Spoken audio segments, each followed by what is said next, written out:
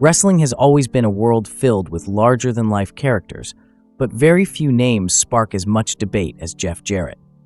For decades, fans and wrestlers alike have argued about whether Jeff was a visionary or a villain, a hardworking star or a manipulative opportunist. His story isn't just about championships and bright lights, it's about betrayal, backstage politics, and choices that would haunt him for years.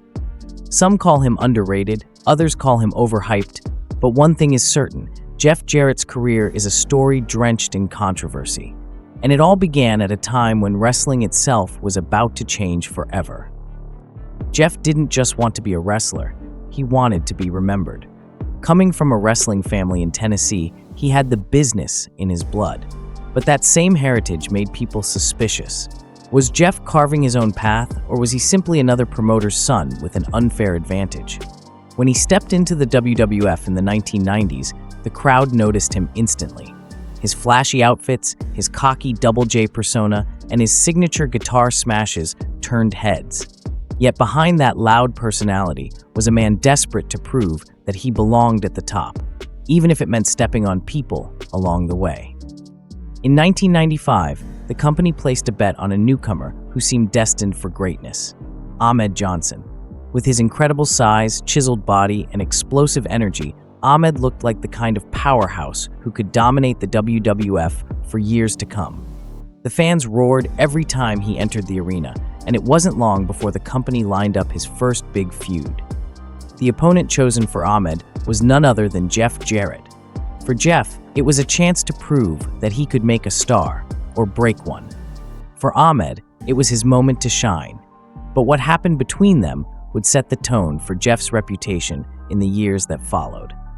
The build-up to their match was designed to be dramatic. Jeff, ever the showman, carried his gold record prop made of plexiglass, a symbol of his arrogant persona. The script was simple.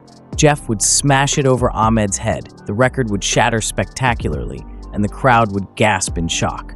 But things didn't go as planned. When Jeff swung the record and it failed to break, he panicked. He tried again, harder this time. Still, it didn't break the way it was supposed to. In that moment, what was meant to be a staged attack turned into something that looked dangerously real. Ahmed was furious, convinced that Jeff had tried to hurt him on purpose. The match that followed was short, just 7 minutes. Jeff tried his usual trick, using his guitar to strike Ahmed and get disqualified. But instead of selling the hit, Ahmed popped right back up as if nothing had happened. He chased Jeff to the back, and the crowd erupted in chaos.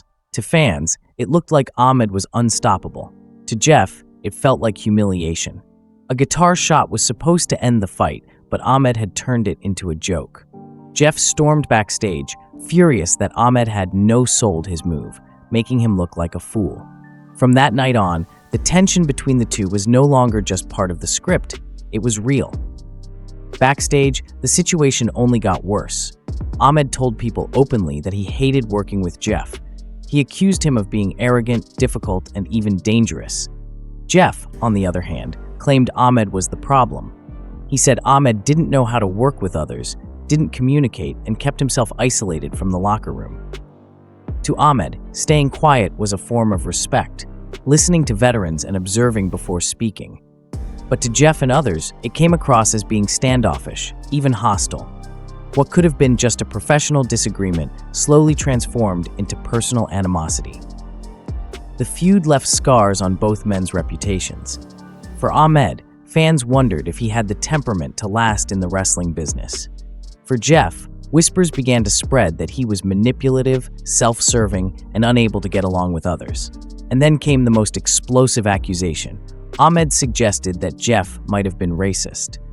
Though Ahmed never gave concrete proof, his hints were enough to fuel rumors that Jeff had singled him out for reasons beyond wrestling. In a business already infamous for locker room politics, this claim became a shadow that followed Jeff wherever he went. Jeff denied the accusation fiercely. In interviews, he dismissed it as nonsense, pointing to his childhood and friendships as evidence against it. He explained that his best friend growing up was African American and that he had never treated Ahmed differently because of his race. In Jeff's eyes, Ahmed simply didn't get along with anyone.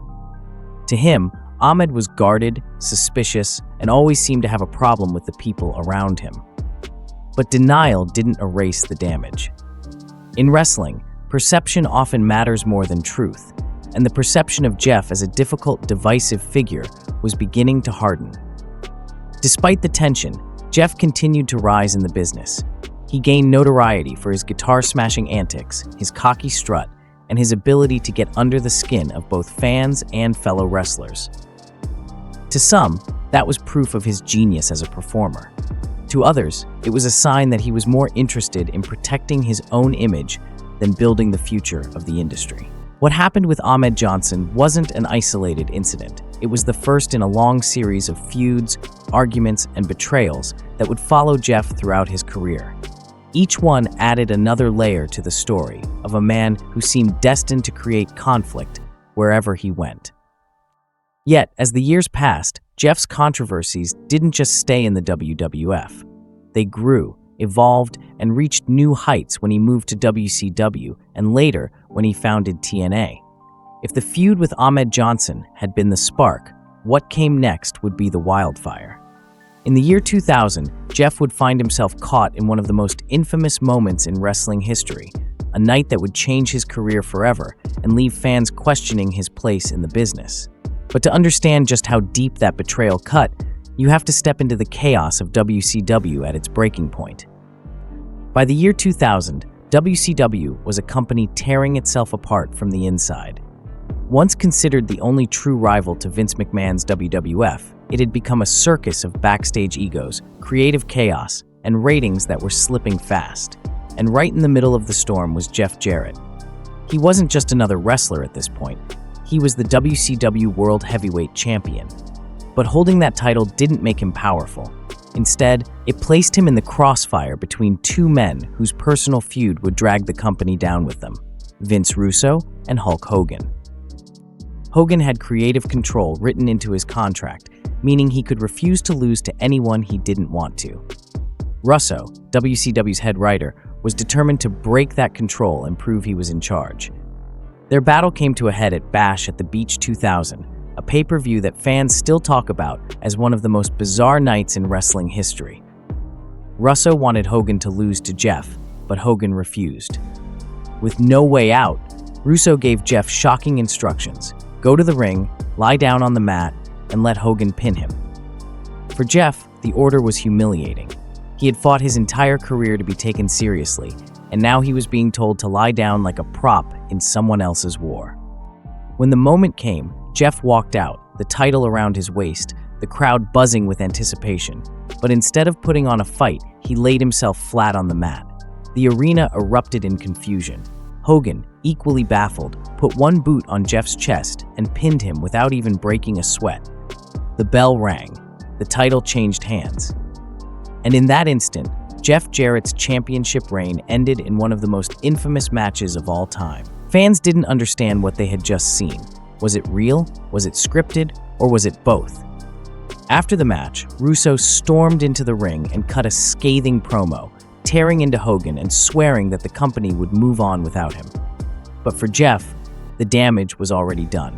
Years later, he would call that night a black mark on wrestling, a moment that embarrassed not just him, but the entire industry. He had become a pawn in someone else's power struggle, and the sting of that betrayal would never leave him. It was a night that left fans questioning not only WCW's future, but Jeff Jarrett's place in wrestling history. When WCW finally collapsed in 2001, Jeff found himself at a crossroads. He wasn't welcomed back into the WWF because of his rocky history with Vince McMahon, particularly after holding up the company for money years earlier. With no home and no clear future, most wrestlers would have faded away. But Jeff wasn't most wrestlers. Instead of giving up, he decided to build something new. Alongside his father, Jerry Jarrett, a respected promoter from the Memphis Territory days, Jeff co-founded Total Nonstop Action Wrestling, or TNA, in 2002.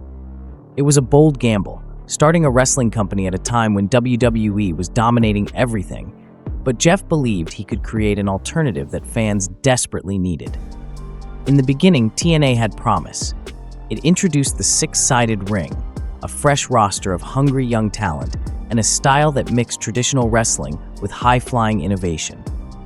Fans were intrigued, and Jeff, with his father's experience guiding the promotion, had a chance to prove himself not just as a wrestler, but as a visionary. For a while, the partnership between father and son worked beautifully. But then, Jeff made a decision that would fracture that bond forever. He brought Vince Russo into TNA as head writer. For Jeff, Russo was more than a controversial booker. He was an old ally, someone who had supported Jeff during his WCW days and helped make him a world champion. But for Jerry Jarrett, Russo was poison. Jerry believed Russo's crash TV style of storytelling had been the very thing that killed WCW. He warned Jeff that bringing Russo into TNA would be a disaster, but Jeff didn't listen. The move drove a wedge straight through the Jarrett family. The tension grew until it finally exploded. Jerry went behind Jeff's back and spoke directly to Bob Carter, the man bankrolling TNA through his company Panda Energy. Jerry told Carter that Jeff was the problem, that as long as his son was in charge, the company would never succeed. To Jeff, this wasn't just a disagreement, it was betrayal. His own father, the man who had raised him in the business, had gone to his financial backer and undermined him. For Jeff, it was a knife in the back. The fallout was devastating. Bob Carter lost trust in Jerry, and soon Jerry sold his shares in the company, leaving TNA behind. The family bond between father and son was shattered. For years, Jeff and Jerry didn't speak.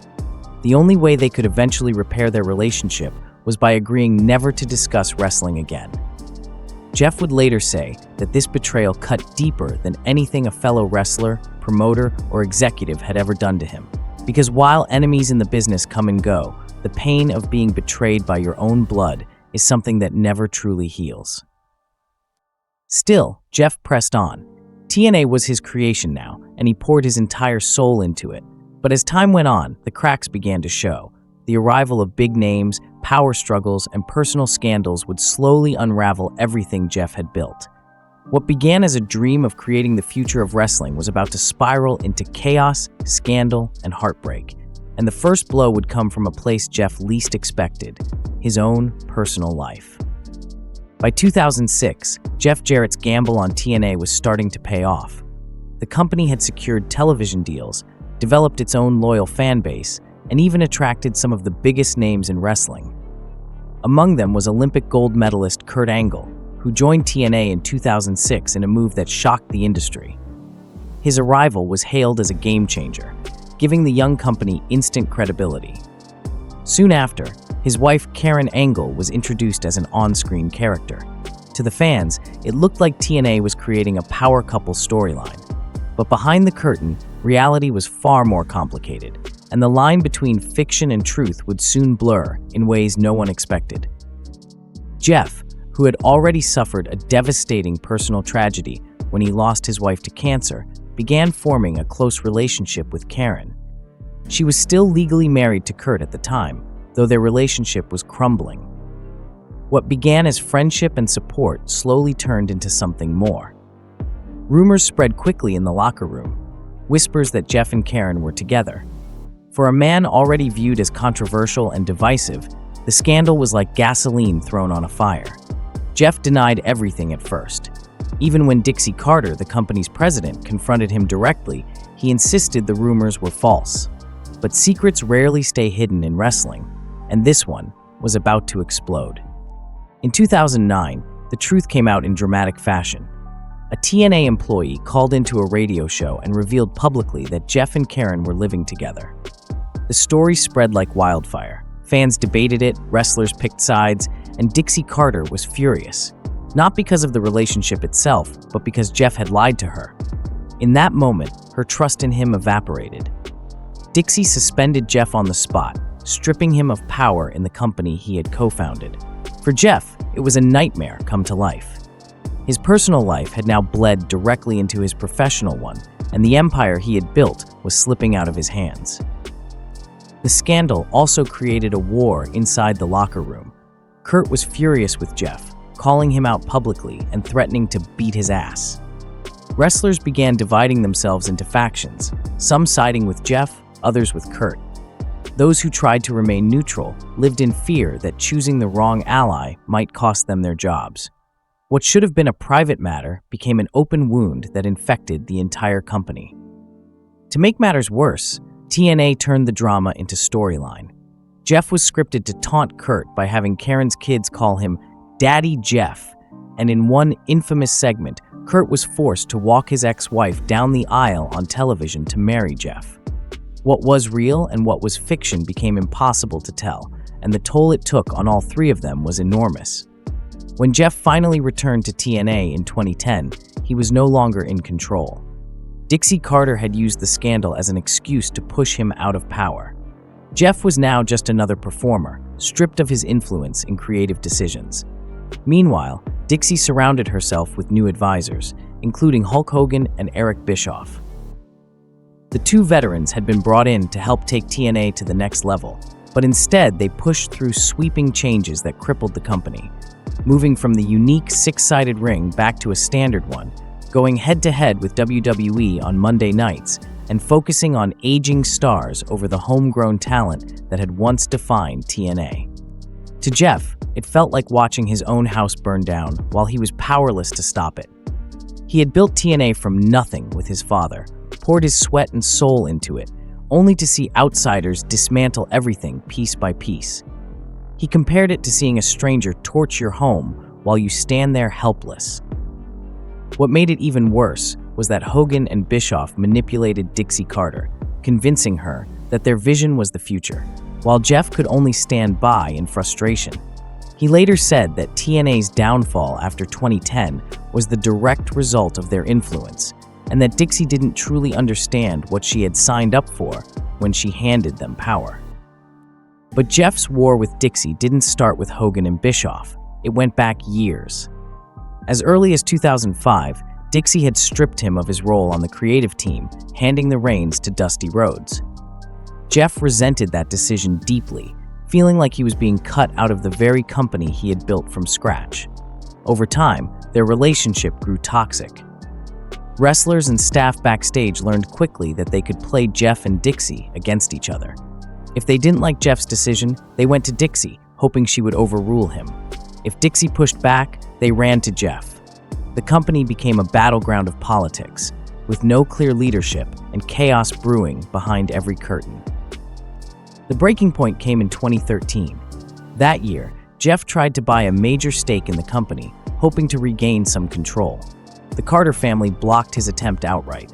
That same month, TNA cut the pay of AJ Styles so drastically that he walked out and eventually joined WWE.